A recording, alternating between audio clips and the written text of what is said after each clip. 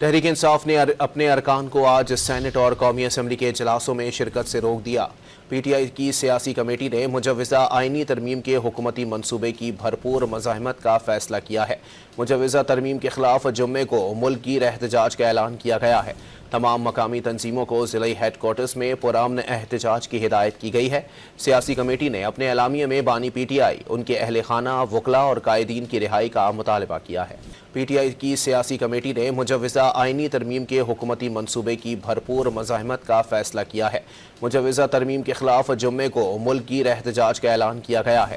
تمام مقامی تنظیموں کو ضلعی ہیڈ کوارٹرز میں پرامن احتجاج کی ہدایت کی گئی ہے۔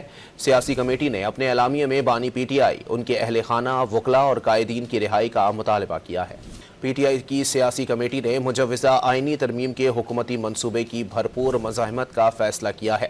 مجوزہ ترمیم کے خلاف جمعے کو ملک گیر احتجاج کا اعلان کیا گیا ہے۔